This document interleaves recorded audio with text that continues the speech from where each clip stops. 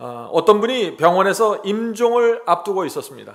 그분은 80대가 넘으셨고 큰 부자였습니다. 그런데 믿는 종교가 없었습니다. 젊었을 때 바쁘게 사업을 하느라고 신에 대한 관심을 가질 수가 없었는데 이제 죽음을 목전에 두고 자신을 구원해줄 신을 찾게 된 것입니다. 그동안 도움을 받았던 여러 종교단체의 지도자들이 이분을 찾아왔습니다.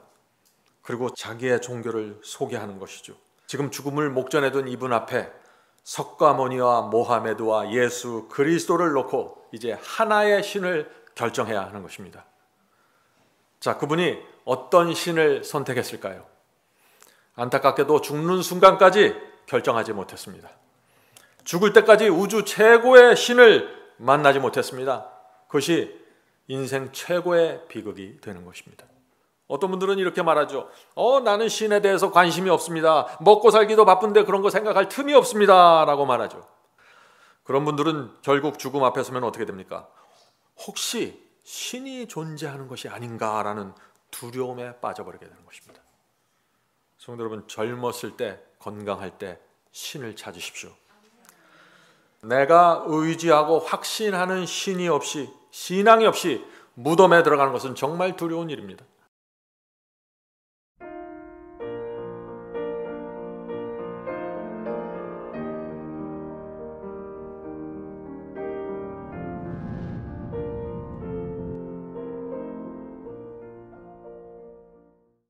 오늘 제가 나눌 말씀은 평소에 잘 하지 않던 말씀입니다. 아마 이것은 어떤 면에서 여러분과 상관없다고 생각하실 수도 있지만은 상관이 깊은 말씀입니다. 오늘 말씀의 주제는 종교와 신을 선택하는 방법입니다. 이것은 이 세상에 있는 어떤 무신론자나 어떤 종교인이나 어떤 교파에 있는 사람들과도 나눌 수 있는 굉장히 포괄적인 큰 주제입니다. 그래서 이 문제에 대해서 두 번에 걸쳐서 말씀을 좀 나누려고 합니다. 어떤 분이 병원에서 임종을 앞두고 있었습니다. 그분은 80대가 넘으셨고 큰 부자였습니다. 그런데 믿는 종교가 없었습니다. 은퇴하기 전에 큰 회사의 회장이셔서 바쁘게 살으셨죠. 장학재단을 운영했고 여러 종교단체에 많은 기부를 하면서 살았습니다. 젊었을 때 바쁘게 사업을 하느라고 신에 대한 관심을 가질 수가 없었는데 이제 죽음을 목전에 두고 자신을 구원해줄 신을 찾게 된 것입니다. 그동안 도움을 받았던 여러 종교단체의 지도자들이 이분을 찾아왔습니다. 그리고 자기의 종교를 소개하는 것이죠. 불교에서 찾아왔고 이슬람에서도 찾아왔고 기독교 여러 교파에서도 찾아왔습니다. 자, 어떤 일이 생긴 것입니까? 지금 죽음을 목전에 둔 이분 앞에 석가모니와 모하메드와 예수 그리스도를 놓고 이제 하나의 신을 결정해야 하는 것입니다. 자, 그분이 어떤 신을 선택했을까요? 안타깝게도 죽는 순간까지 결정하지 못했습니다. 죽을 때까지 우주 최고의 신을 만나지 못했습니다. 그것이 인생 최고의 비극이 되는 것입니다. 성도 여러분, 내가 의지하고 확신하는 신이 없이, 신앙이 없이 무덤에 들어가는 것은 정말 두려운 일입니다. 이 세상에 수많은 종교가 있습니다. 힌두교, 불교, 이슬람, 기독교, 또 뉴에이즈 수많은 종교들이 있죠. 그 수많은 종교 중에 우리가 어떻게 해야 참 신과 참 종교를 찾을 수 있을까요? 이것은 정말 중요한 질문입니다. 어떤 분들은 기적이 일어나는 곳이 참된 종교라고 생각합니다. 이 세상 모든 종교에 그러나 기적이 있습니다. 힌두교에도 기적이 있고 이슬람에도 기적이 있고 불교에도 기적이 있고 천주교에서는 마리아상의 눈에서 피눈물이 내려와서 수많은 순교자들이 그곳을 찾아갑니다. 기독교에도 기적이 있습니다. 이상한 힘에 이끌려서 날마다 몇 시간씩 방언들을 합니다. 방언하는 동안 깊은 황홀함으로 들어가고 환상을 보는 사람들도 있습니다. 수많은 종교에서 도무지 부인할 수 없는 기적이 일어나는 것입니다. 심지어 미아리의 점집에도 아기 귀신이 나타나고 조상 귀신이 나타나서 고객들의 운명을 점쳐줍니다. 신내림을 받은 무당들에게도 초자연적인 현상이 나타나기 때문에 사람들이 몰리는 것입니다. 많은 돈을 주고 구술하죠. 도무지 현대 과학으로 설명할 수 없는 기적들이 도처에서 종교마다 일어나는 것입니다. 그것이 선한 신인지 악한 신인지 모르지만 어찌됐든 신의 세계에서, 영의 세계에서만 일어날 수 있는 기적이 존재하고 있는 것입니다. 자, 그래서 우리가 기적을 종교를 선택하는 기준으로 정할 수 있습니까? 없습니까? 없는 것입니다. 자, 그렇다면 무엇을 기준으로 우리가 신과 종교를 선택해야 할까요? 한 가지 분명한 사실은요, 눈에 보이지 않는 세계가 있다는 것입니다. 전파가 눈에 보이지 않지만 스마트폰에서 영상이 생기고 음악이 들리죠? 눈에 보이지 않는다고 없는 것이 아닙니다. 눈에 보이지 않는 세계가 있습니다. 기적과 초자연적인 현상이 이루어지는 세계가 있는 것입니다. 자, 1988년 12월 5일자 US 뉴스 앤 월드 리포트에 이런 기사가 실렸습니다. 미국의 노스캐롤라이나 주의 민주당 의원이며 미래문제연구위원회 의장인 찰리 로스 의원은 다음과 같이 말하였다. 낸시 레이건 여사에게는, 자, 미국의 전 대통령이죠. 레이건 대통령의 부인입니다. 레이건 여사에게는 영매 친구들이 많이 있다. 영매라는 것은 죽은 자의 혼을 초청하는 심령술사가 영매죠. 영매 친구들이 많이 있다. 워싱턴 정가는 영매들에 대한 관심이 많다. 미국 하원 의원의 약 25%는, 미국 하원 전체의 4분의 1은 영매와 강신술에 매우 적극적인 관심을 가지고 있다. 자, 강신술이 뭡니까? 그것은 죽은 사람과 소통하는 것입니다. 매우 적극적인 관심을 가지고 있다. 찰스 로즈 의원이 운영하는 미래문제연구소 위원회를 통해서 영매들이 국회에 진입하여 의원들과 접촉하고 있다.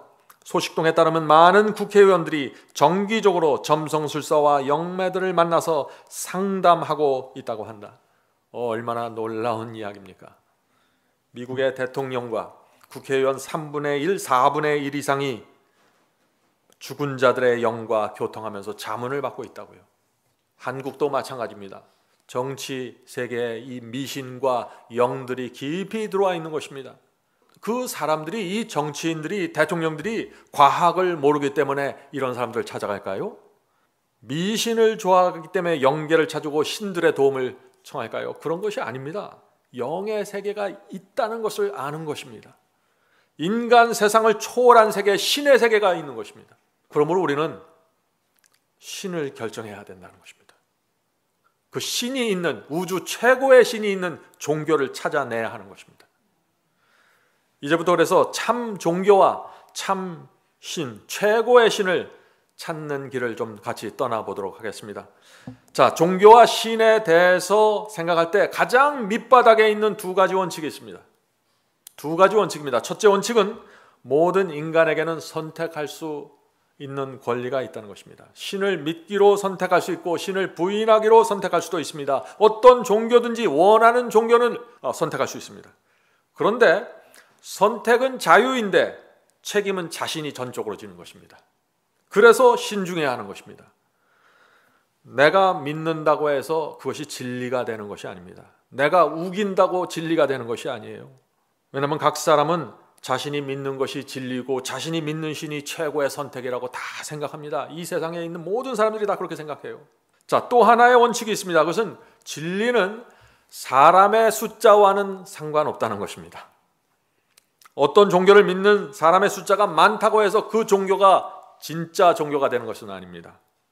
진리로 결정을 한다면요, 인도에 가면 힌두교가 진리가 됩니다. 일본에 가면 조상신이 진리가 됩니다. 숫자로 결정하면 그렇게 되는 것이에요. 기독교에도 마찬가지죠.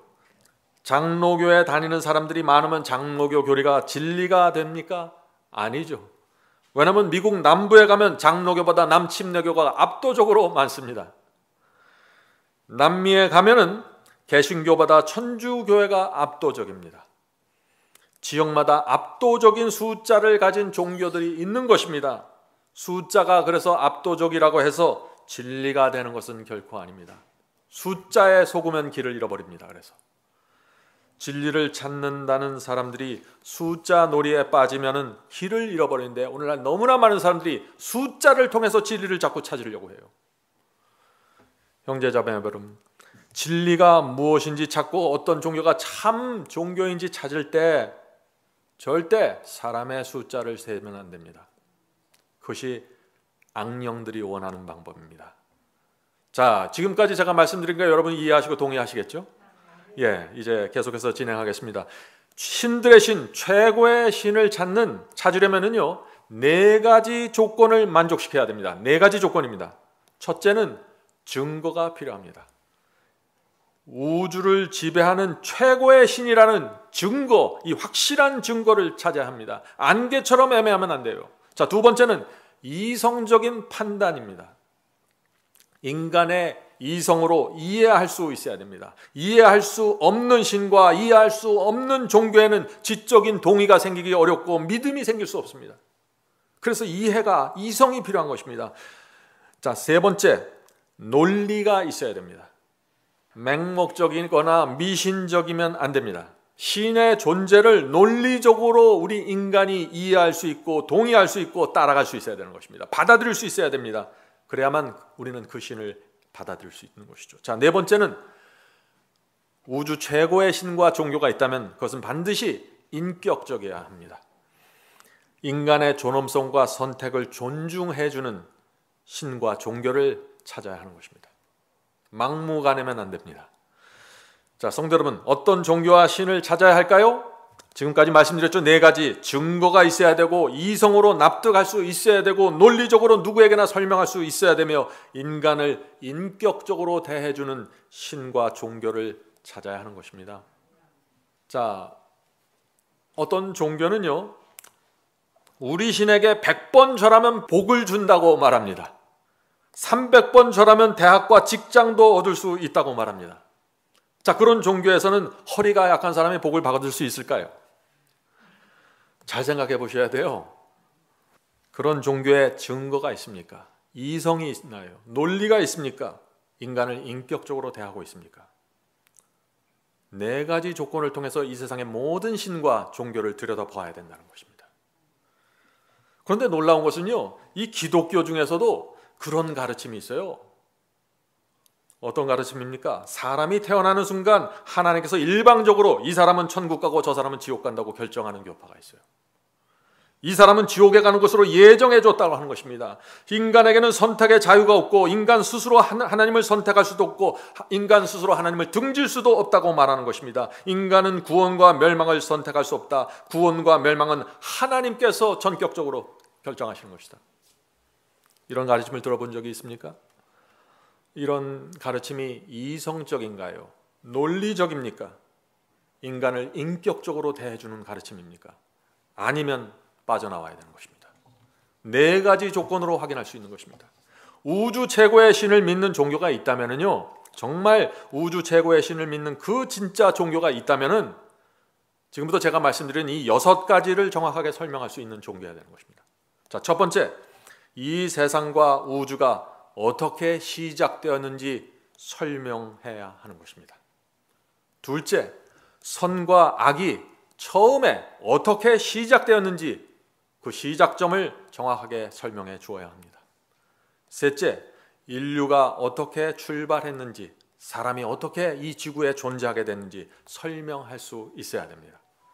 네 번째, 착하게 사는 사람들도 사고가 생기고 암이 생기고 큰 고통에 빠지는데 그 이유가 무엇인지 설명해 줄 수 있어야 됩니다.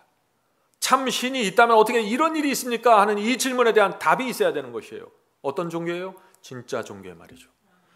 다섯째, 이 세상의 역사가 어떻게 흘러가고 결국 어떻게 지구의 종말이 이르게 되는지 설명할 수 있어야 됩니다. 그것이 참 종교입니다.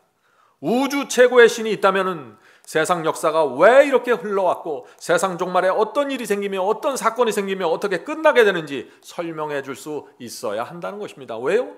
진짜 하나님은 전지전능하시니까요. 모르는 것이 없기 때문이죠. 여섯째입니다. 사람이 죽으면 1분 후에 어떤 상태가 되는지 설명해 줄 수 있어야 됩니다. 사람을 만드신 신이 있다면 사람의 죽음도 설명할 수 있어야 되는 것이죠. 오늘 우리는 이 6가지를 설명해 줄 수 있는 참신과 참 종교를 찾으려고 하는 것입니다. 여러분들 준비가 되셨나요? 예.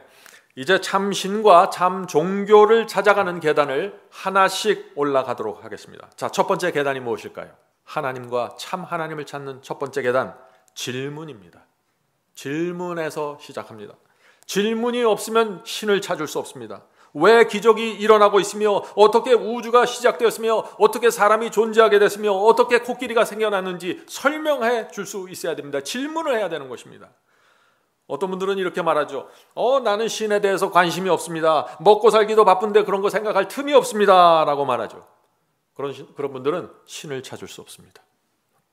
그렇게 살다가 죽을 수밖에 없는 것입니다. 그런 분들은 결국 죽음 앞에 서면 어떻게 됩니까? 혹시 신이 존재하는 것이 아닌가라는 두려움에 빠져버리게 되는 것입니다. 성도 여러분, 젊었을 때, 건강할 때 신을 찾으십시오. 자, 신과 종교에 대한 이렇게 질문을 갖고 있는 사람은 두 번째 계단으로 넘어가게 됩니다. 자, 두 번째 계단이 무엇일까요? 그것은 진지함입니다. 진지함. 진지하지 않으면은 참 신과 참 종교를 찾을 수 없습니다. 진리가 무엇이고 보이지 않는 세계에 대한 진지한 마음이 있어야 신을 만날 수 있다는 것입니다. 저는 젊었을 때 무신론자였습니다. 그런데 제 생애 속에 외로움이 찾아왔습니다. 고난이 찾아왔습니다. 제 인생이 엘리베이터에 갇혀서 답답했습니다. 길이 보이지 않았습니다. 너무나 두려웠습니다. 그때 어떤 분이 제게 와서 신이 있다고 말해 주었습니다. 당신의 고민을 신에게 전적으로 맡기라고 얘기해 주었습니다. 그것은 정말 저에겐 충격이었습니다. 저는 진지한 마음으로 그분과 신에 대해서 얘기를 나눴고, 우주의 기원을 생각하게 되었고, 하늘과 땅과 바다를 만드신 신이 있다면 그분을 꼭 만나고 싶다 하는 마음을 갖게 되었습니다. 내가 이 세상에 태어난 목적이 무엇인지 생각하게 됐습니다. 진지한 것입니다. 그런 진지함이 저를 세 번째 단계로 넘어가게 했습니다. 자, 세 번째 단계 무엇일까요? 그것은 겸손입니다. 겸손은 정말 중요합니다. 겸손이 없으면 아무리 똑똑한 사람도 신을 찾을 수 없습니다. 진리를 보지 못합니다. 진리를 눈앞에 들이대도 겸손하지 못하면 그것을 받지 못합니다. 왜냐하면 이 신은 우리가 상상할 수 없는 위대함과 능력으로 채워져 있는 분이세요. 신은 우주를 지배하는 장엄한 존재입니다. 어떻게 그런 신 앞에 나가서 겸손하지 않을 수 있어요? 개미가 사람을 인식할 수 없고 거미가 산을 볼 수 없는 것처럼 우리 같은 연약한 존재는 신을 볼 수 없습니다. 방법은 하나밖에 없는데 그것은 겸손입니다. 자신을 낮추고 낮추지 않으면 신과 진리를 볼 수 없습니다. 그것이 중요한 원칙입니다. 자, 신을 찾는 네 번째 단계 무엇일까요? 이것도 중요합니다. 정직입니다. 신을 찾는데 정직은 정말 중요하죠. 자, 그런데 참 이상한 것은요, 이 종교를 믿는 사람일수록 신을 찾지 못하고 진리를 보지 못합니다. 제가 참 이상한 얘기를 하죠. 지금까지 제가 본 종교인 치고 정직한 종교를 제가 보질 못했어요. 그냥 저는 단순히 거짓말을 한다는 얘기가 아니에요. 거의 모든 사람들이 자기가 속한 종교를 감싸고 팔이 안으로 굽듯이 그저 무조건 주장하는 것입니다. 그런 사람들은 신을 찾지 못하는 것입니다. 내 교단, 내 교판, 내 종교는 무조건 맞아야 한다고 주장하는 사람들, 그것은 정직이 아닙니다. 그것은 맹목이고 무논리죠. 무이성이고. 우리는 교단과 종파를 찾는 사람들이 아닙니다. 우리가 찾고 있는 것은 참신과 참종교입니다. 참 이상한 것은요, 종교 지도자일수록 정직하지 않습니다. 진리 앞에서 부정직해요. 내 교단, 내 종파를 지키기 위해서 쉽게 진리를 밀어내버립니다. 목사, 주교, 주지승, 신부, 당회장, 승려, 수도사, 랍비, 이런 사람들이 진리에 대해서 가장 부정직한 사람들이에요. 제가 참 이상한 말을 하는 것 같죠? 이것이 현실입니다. 왜 그럴까요? 많은 경우에 종교 지도자들은 진리가 무엇인지를 알아도 덮어버립니다. 어떤 목사는 자기만 진리를 알고 교인들한테는 말해주지 않아요. 참 이상한 일이 생깁니다. 어떤 성지자는 진리가 나타나서 교인과 신도들을 빼앗길까 봐 고민합니다. 왜 그럴까요? 진리가 정확하게 드러나면 교단이 무너질 수 있고 내 교회가 흔들리고 기득권이 무너질 수 있다는 것입니다. 그래서 다 진리를 감추는 거예요, 종교 지도자들이. 사람들은 그것도 모르고 지도자를 따라다니고 있다는 것입니다. 그런 사람들은 진리를 발견하지 못하게 될 것입니다. 어떤 종교자들은 진리가 나타나면은 그것을 막기 위해서 막 화를 내고 소리를 지릅니다. 저는 그런 사람들을 봤습니다. 누군가 진리를 말하라고 하면은 그 사람을 매장시키려고 달려듭니다. 저는 그런 사람들을 많이 만나봤습니다. 왜 그럴까요? 왜 그런 일들이 이 종교 가장 순수하고 사랑이 넘쳐야 될 이 종교 안에서 일어날까요? 내 교파와 내 종파에 진리가 없다는 사실이 사람들에게 알려지면 내 교회가 무너지고 내 절이 무너지고 내 종파가 흔들릴 수 있기 때문에 다들 감추고 모른 척하면서 살고 있는 것입니다. 알면서도 모른 척하는 것이죠. 메시아가 이 땅에 왔을 때 그런 일이 생긴 것입니다. 유대 교단의 지도자들이 다 메시아에 대한 예언을 알고 있었습니다. 때가 되었다는 사실을 알았어요. 나사렛 예수에게 그 구약시대의 예언이 하나하나 이루어져 가는 것을 보았습니다. 그런데 감추었습니다. 말해주지 않았습니다. 그래서 메시아께서 십자가에 매달려 죽게 된 것입니다. 이런 일들이 매 시대마다 지금도 벌어지고 있다는 것입니다. 조심해야 하는 것입니다. 그래서 저는 지금까지 살면서 여러 성직자들을 만나서 진리가 무엇인지 살펴본 적이 있습니다. 진리가 분명하게 드러났고 증거되었습니다. 이성과 증거와 논리로 확증이 되었습니다. 결과 가운데 어떻게 되었을까요? 거의 모든 성직자들이 진리를 외면했습니다. 진리가 무엇인지 인정했습니다. 그러나 받아들이지 않습니다. 매우 부정직했고 얼굴이 두꺼웠습니다. 그것이 제가 느낀 느낌이었습니다. 조심해야 됩니다. 질문이 없고 생각 없이 성직자 따라다니면 우주 최고의 신을 만날 수가 없습니다. 정직이 무엇입니까? 내가 속한 교단, 내가 믿는 종교에 진리가 없다는 사실을 인정할 수 있어야 됩니다. 그것이 정직입니다. 그런 정직이 있어야만 점점 더 밝은 빛으로 가서 우주 최고의 신을 만나게 된다는 것입니다. 정직이 무엇입니까? 나와 다른 사상일지라도 그것이 증거와 이성과 논리로 증명될 때 받아들이는 것, 그것이 정직입니다. 그것은 정말 좋은 포인트군요. 저도 그 면을 다시 생각해 보겠습니다. 이렇게 말할 수 있는 사람들이 정직한 종교인들입니다. 그 사람이 말하는 그 가르침이 내 믿음을 심지어 무너뜨리고 내가 그동안 지켜왔던 신앙을 전체를 짓밟을지라도 내 교회와 그 가르침이 교리가 다를지라도 그것이 논리적이고 이성적이고 증거가 분명하다면 그 앞에 굴복하고 받아들이는 것이 신 앞에 정직한 것입니다. 이런 사람들이 우주 최고의 신 앞으로 인도되는 것입니다. 아무나 신을 만나는 것이 아닙니다. 이런 정직함과 양심이 준비되어 있지 않으면 잡신을 만나서 세상 끝나게 되는 것입니다. 성도 여러분, 논리와 이성과 증거를 외면하는 것은요, 정직이 아닙니다. 그런 사람들은 참 종교를 찾을 수 없고 이 세상을 허망하게 살다가 마치게 될 것입니다. 거짓 신, 거짓 종교 속에서 모든 시간과 정열을 불태우다가 끝나게 될 것입니다. 자, 성도 여러분, 지금까지 제가 말씀드린 이 네 가지 계단으로 올라가는 사람들은 반드시 진리를 만나게 되는 것입니다. 우주 최고의 신이 그런 사람들의 길을 인도하는 것입니다. 자, 이제 신은 존재하지 않는다라는 사상에 대해서 좀 생각해 보죠. 신은 존재하지 않는다라고 믿는 사람들이 많이 있습니다. 그런 분들이 내놓는 주장들을 하나씩 좀 살펴보죠. 첫 번째 주장은 누구도 신을 보지 못했다라고 주장하는 것입니다. 아무도 신을 보지 못했습니다. 그러니 신은 없는 것입니다. 이런 주장을 하는 것이죠. 몇 년 전에 어떤 우주인이 그렇게 말했습니다. 나는 달에 가보았고 화성을 돌아보고 왔는데 어디에도 하나님이 없었습니다. 신은 존재하지 않습니다. 자, 이런 주장들이 뉴스와 신문에 나올 때 우리가 어떻게 대답해야 될까요? 저는 이렇게 대답합니다. 당신은 달에 가보았고 화성에 가보았는데 태양은 가보았습니까? 라고 질문합니다. 신은 우주 어디에도 존재하지 않는다는 이 주장을 증명하려면 우주에 존재하는 수억 개의 별과 행성을 일일이 다 두줘서 확인해야 되는 것입니다. 처음부터 잘못된 주장입니다. 비논리적입니다. 비이성적인 주장이죠.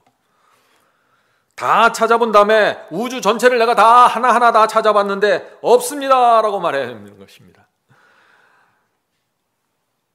잘 생각해 보세요. 그런 주장보다는 오히려 이렇게 말하는 것이 정직한 것이 아닐까요?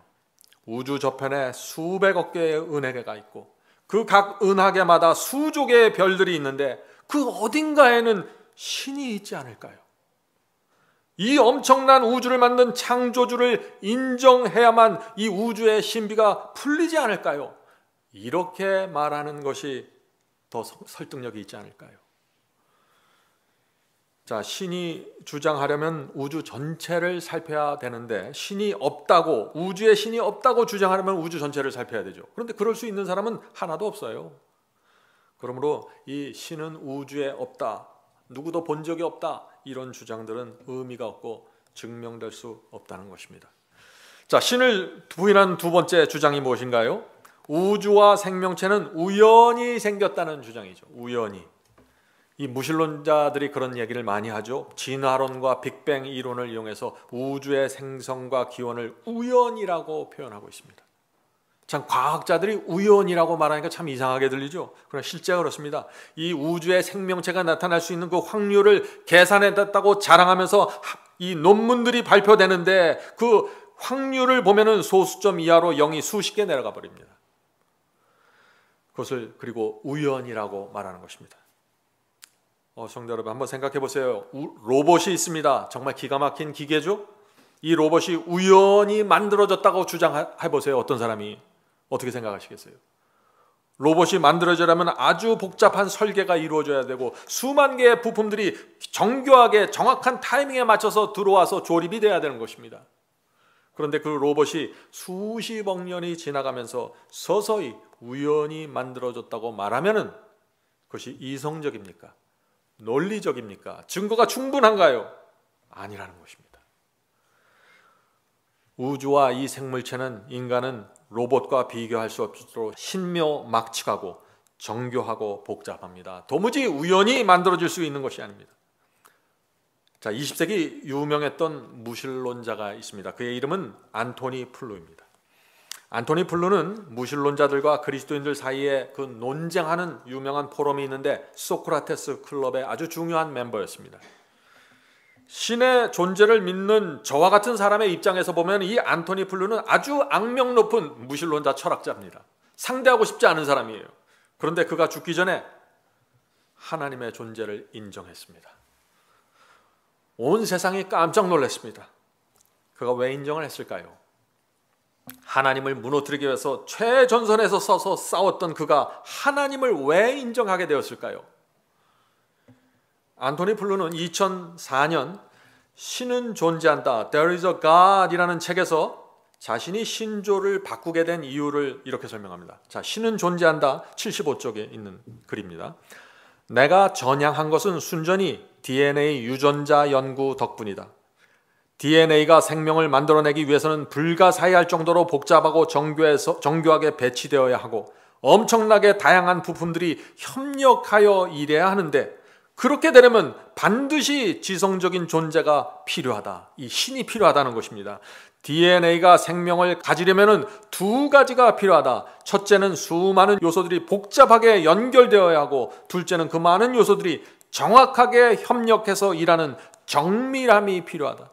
이 두 가지가 우연히 딱 들어맞는 시점에 모두 나타나서 우연히 작동되었다는 것은 상상하기 힘들다. 내게는 DNA 유전자의 활동과 생명이 지적 존재의 작품으로 보인다. 지적 존재, 하나님이 계시다는 것입니다. 그래야만 이 DNA가 나타날 수 있고 활동할 수 있다는 것입니다. 최고의 수학과 최고의 물리와 생물학을 자유자재로 다룰 수 있는 신이 없다면, 하나님이 없다면 이 DNA는 존재할 수 없다고 지금 말하고 있는 것입니다. 얼마나 정직한 고백인가요? 이 안토니 플루는 또 이렇게 말했습니다. 원숭이가 타자를 치다 보면 언젠가는 셰익스피어의 14행시를 쓰게 될 것이라는 식의 이 진화론자들의 주장에는 도무지 동의할 수 없다라고 했습니다. 참 재밌는 얘기죠? 놀라운 고백입니다. 셰익스피어 14행시 하나가 우연히 만들어줄 확률을 계산했는데 10의 160승분의 1이라고 합니다. 참 이것은 0이죠. 그냥 제로예요. 이것은.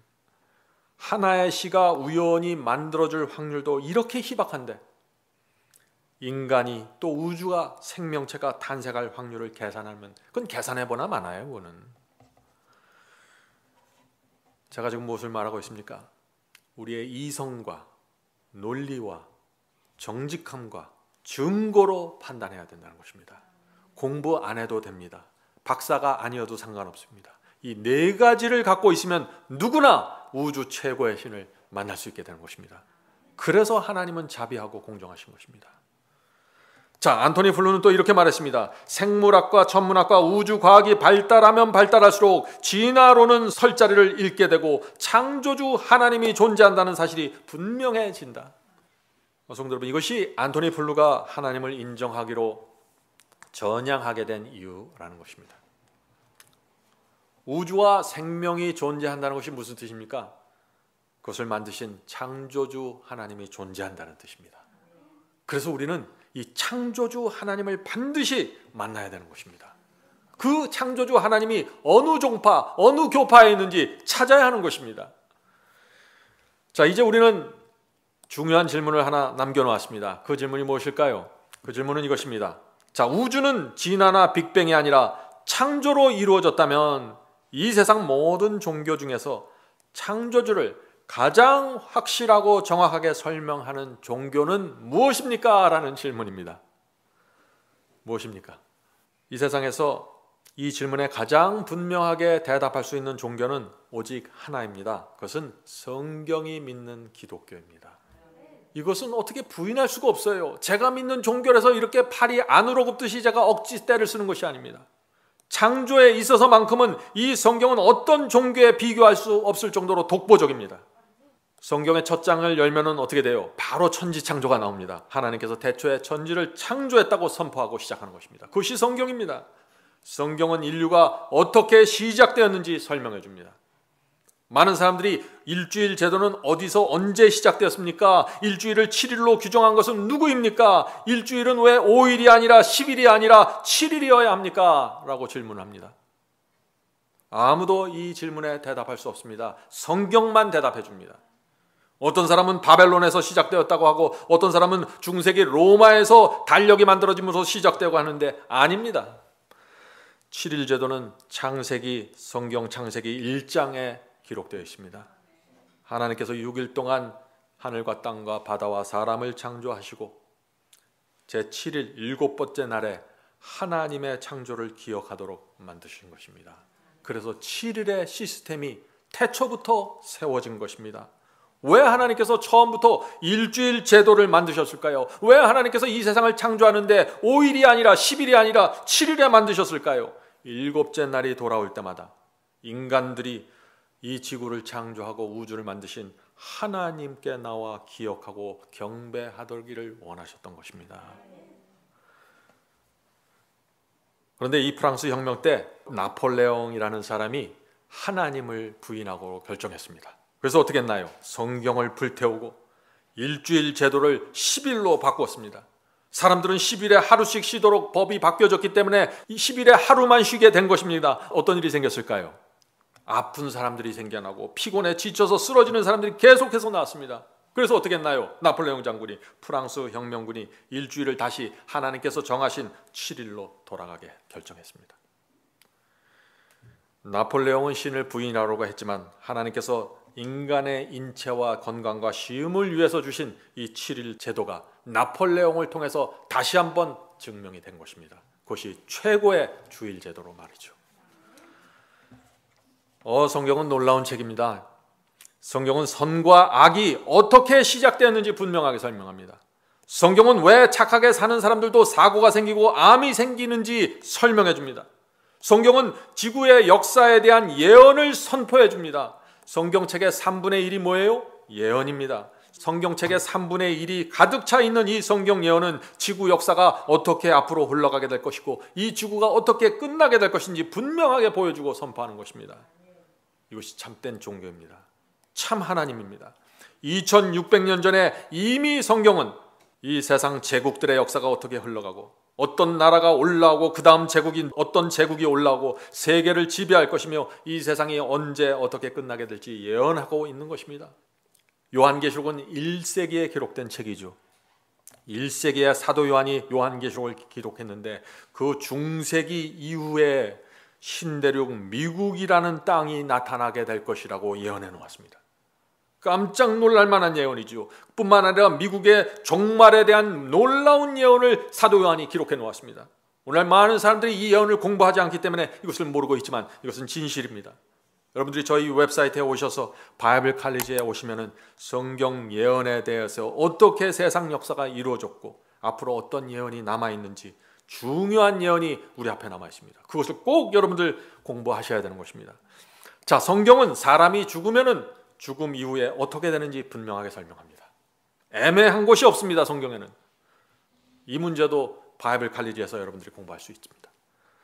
성경은 기가 막힌 책입니다. 여러분의 인생과 운명을 안전한 곳으로 인도할 수 있는 말씀입니다.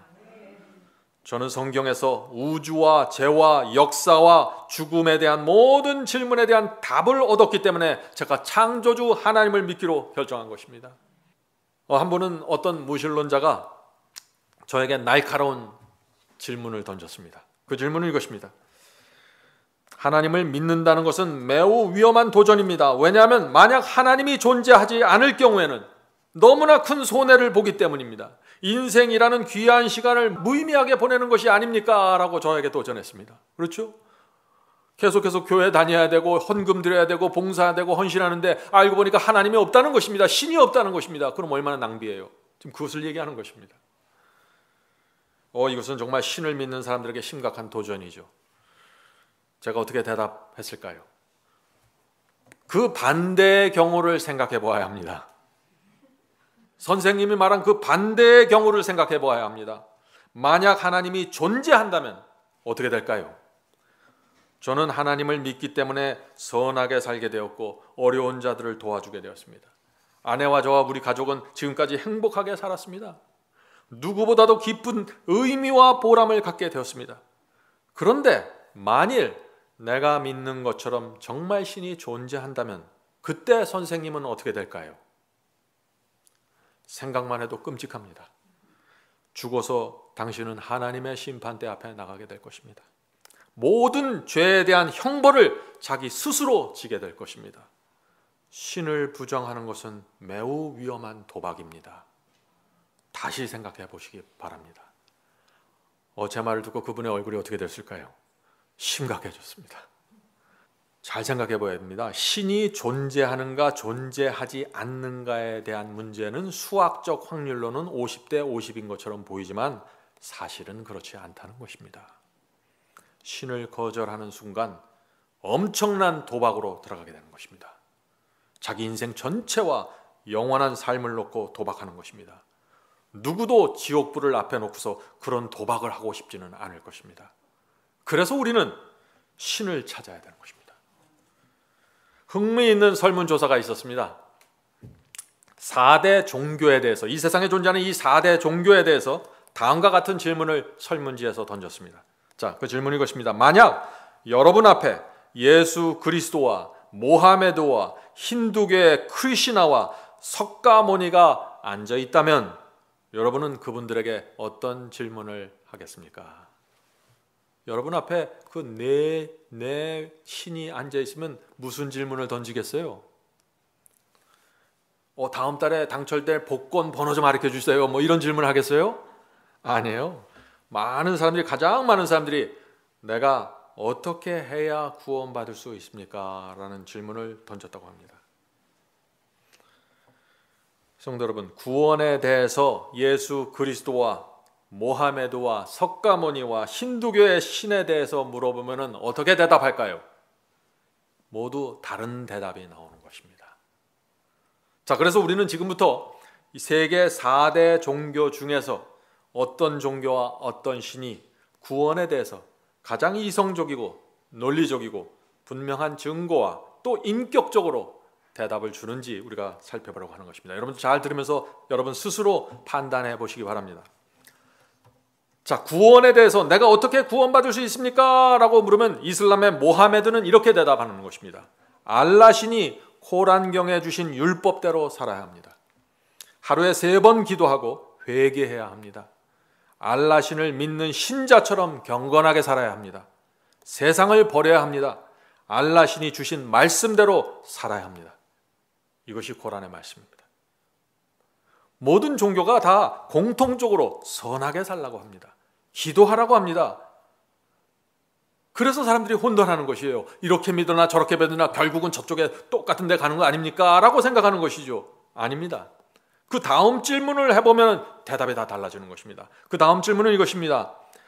지금 내 마음 깊은 곳에서 벌어지는 이 선과 악의 투쟁은 내가 어떻게 해결해야 됩니까?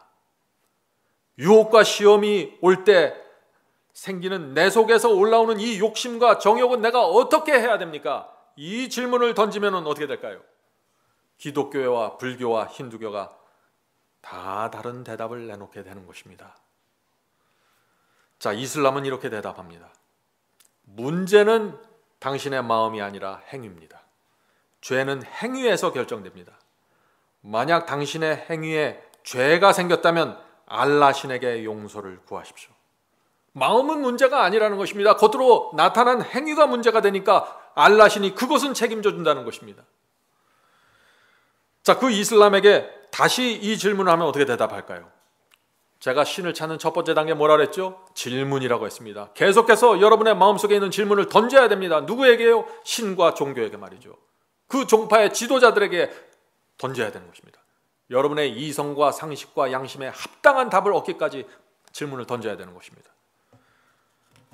자, 두 번째 질문하면 또 이렇게 대답을 합니다. 알라 신이 인간의 죄를 용서하는 것은 참 좋습니다. 그런데 그 죄를 용서하기 위한 대가는, 내가 죄를 범했는데 내가 범한 죄를 그 용서하기 위한 대가는 누가 지불해 줍니까? 누가 속죄를 위한 대가를 지불해 줍니까? 라는 질문을 던지면 어떻게 될까요? 이슬람에서는 또 이렇게 대답하는 것입니다. 속죄를 위한 제물은 필요 없습니다. 누구도 죄에 대한 대가를 지불할 필요가 없는 것입니다. 알라 신의 결정으로 용서가 그냥 이루어집니다. 이것이 이슬람의 입장입니다. 성도 여러분, 이것이 무슨 뜻인가요? 수많은 죄가 범해지고 있어도 아무도 책임지지 않는다는 것입니다. 알라 신을 믿는 사람들은 용서가 개런티 되어 있다는 것입니다. 다시 말해서 사람을 죽여도 알라가 용서하면 된다는 것입니다. 이것이 이성적이고 논리적이고 이것이 합당하고 인격적일까요? 그래서 이슬람 극단주에서 테러가 자꾸 일어나는 것입니다. 이 가르침 속에 이런 사상들이 들어가 있기 때문에 말이죠. 말레이시아에서 사는 제 친구로부터 들었던 이야기입니다. 한 번은 이슬람의 여인과 기독교를 믿는 남자가 결혼을 하게 되었습니다. 그런데 갑자기 가족들이 동네 사람들을 트럭에 몰고 와서 총을 결혼식장에 난사했습니다. 그래서 수많은 사람들이 죽었고 신랑과 신부가 그 자리에서 죽었습니다. 이슬람에서는 해외로 탈출하거나 죽지 않으면 개종이 안 되는 것입니다. 정말 힘든 것입니다. 오해하면 안 됩니다. 이슬람 교도들은 실제로 만나보면 아주 친절하고 상냥해요, 이분들이. 그런데 한 가지 문제만 걸리면은 완전히 다른 모양으로 달라지는 것입니다. 뭐냐면은 다른 종교와 부닥치면은 감당하지 못해요. 배타적입니다. 다른 종교와 섞여서 살질 못하는 것입니다. 이것이 이성적이고 논리적이고 인격적인가요? 아니면 거절해야 되는 것입니다. 만약 여러분이 동의하면은 그것이 이성적이고 논리적이고 인격적이라고 믿는다면 여러분은 이슬람의 종교로 들어갈 수 있는 것입니다. 그러나 선택은 자유이지만 어떻게 돼요? 결과와 책임은 본인이 지는 것입니다. 자, 힌두교를 살펴보죠. 힌두교는 어딘가요? 인도가 본거지죠. 인도의 힌두교에서는 인생과 죄에 대해서 어떻게 설명할까요? 한 번은 어떤 힌두교도가 사제를 찾아와서 자신의 고민을 털어놓았습니다. 이것도 실제 이야기입니다. 저는 형과 관계가 아주 좋지 않습니다. 형에게 돌을 던지고 싶을 정도로 미워합니다. 제가 어떻게 해야 할까요? 자, 힌두교 사제가 어떻게 대답했을까요? 자, 이렇게 대답했습니다. 인생은 장엄한 드라마입니다. 모든 사람은 자신에게 맡겨진 역할이 있습니다. 당신이 맡은 역할을 좋아하거나 싫어하는 것은 중요하지 않습니다. 당신은 신이 정해준 카테고리대로 살게 되는 것입니다. 어떤 사람은 죽을 때까지 고생을 하면서 살게 됩니다. 신이 주신 카스트 제도, 이 신분 제도, 인도에 있는 신분 제도를 얘기하는 것입니다. 신이 주신 카스트 제도에 따라서 당신의 운명을 받아들여야 합니다. 당신의 형을 미워해서 돌을 던진다고 할지라도 그것도 신이 당신에게 준 역할입니다. 놀라운 얘기죠. 이 이야기는 힌두교를 믿었던 어떤 분의 이야기입니다. 성도 여러분, 여러분이 이런 종교를 이성적이고 논리적이고 인격적이라고 생각한다면 여러분은 힌두교를 믿을 수 있는 것입니다. 선택은 자유입니다. 그러나 결과와 책임은 여러분이 지는 것입니다. 성도 여러분, 종교를 결정할 때, 교파를 결정할 때 이성과 논리와 상식과 증거 없이 단순히 감정으로, 단순히 사람의 관계로 결정하는 것, 굉장히 위험한 것입니다. 그렇게 해서 결정할 수 있는 문제가 아닙니다. 이것은. 자, 이 힌두교 사제의 말과 비슷한 가르침이 있습니다. 당신이 태어난 대로 살라는, 태어난 대로 구원받는다는 가르침이 있습니다. 운명적 예정론입니다. 자, 예정론 이런 식으로 가르치죠. 하나님께서는 태초 이전에 이미 모든 사람의 구원과 멸망을 예정해 놓았습니다. 각 사람은 정해진 카테고리가 있는 것입니다. 여러분이 주님을 믿고 영접한 것은 하나님께서 오래 정해 놓으신 예정입니다. 세상에서 주님을 믿지 않고 사는 사람들도 하나님께서 예정하는 대로 살아갈 뿐입니다. 하나님께서 예정하신 대로 어떤 사람들은 천국에 가고 어떤 사람들은 하나님께서 정하신 지옥에 가게 됩니다. 누구도 하나님의 예정을 변경시킬 수 없습니다. 여러분이 만일 이런 교리가 이성적이고 논리적이고 인격적이라고 생각한다면 여러분은 다녀야 하는 것입니다. 그런데 선택은 자유이지만 결과와 책임은 여러분 자신이 온전히 감당해야 하는 것입니다. 중요한 결정입니다. 이것은. 자, 힌두교에서는 인생에서 맞이하는 고뇌와 고통을 이렇게 설명합니다. 자, 우리가 살다 보면 수많은 고통과 고뇌가 생기죠.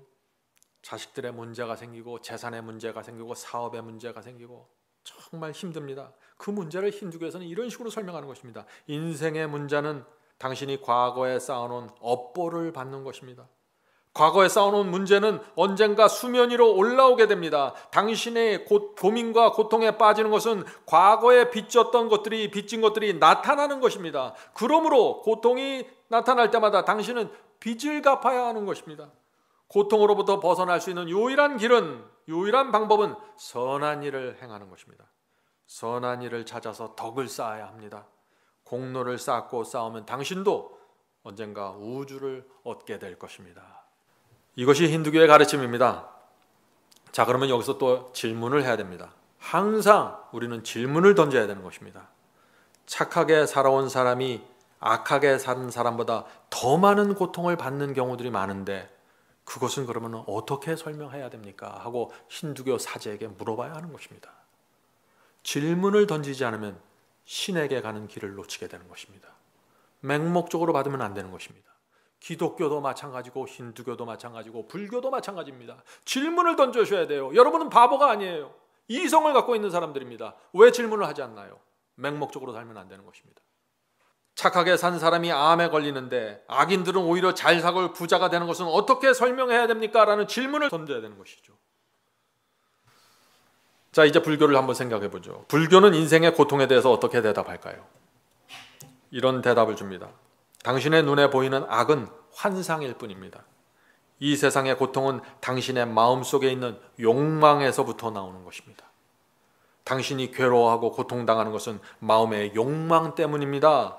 그러므로 마음에서 욕망을 제거해야 합니다. 악한 욕망을 버리면 고통은 사라질 것입니다. 고민은 사라질 것입니다. 눈에 보이는 고통과 악은 환상일 뿐입니다. 염주알을 굴리면서 명상을 하고 마음을 비우십시오. 자, 그런데 문제는 현실입니다. 이런 불교의 교리를 믿는 사람들 중에 정말 마음에서 욕망을 제거하는 사람들이 몇 명이나 될까요? 더 이상 악한 욕망이 올라오지 않을 정도로 덕한 악한 느낌과 악한 감정이 올라오지 않을 정도의 경지에 도달한 사람들이 정말 있을까요? 불교에서 해탈을 말하고 속세를 떠날 것을 말하지만 더 이상 육신의 충동이 올라오지 않는 그런 경지에 도달하는 사람이 있을까요? 없는 것입니다. 제가 어떻게 그런 말을 할 수 있어요? 인체 과학이 그것을 말하고 있는 것입니다. 제가 얘기하죠. 이성과 증거와 논리가 필요하다고요. 인체 과학은 인간이 도무지 어떤 악한 충동과 느낌도 올라오지 않는 그런 상태가 될 수 없다고 과학은 말하고 있는 것입니다. 왜 그런 경지에 도달할 수 없어요? 인간의 두뇌에는 변연계가 있습니다. 이 인간의 두뇌 속에 변연계가 있는데 그곳에서는 끊임없이 감정과 충동이 올라오도록 신이 설계해 놓았어요. 아름다움을 느낄 수도 있고 악을 느낄 수도 있는 것입니다. 그것이 인간의 두뇌입니다.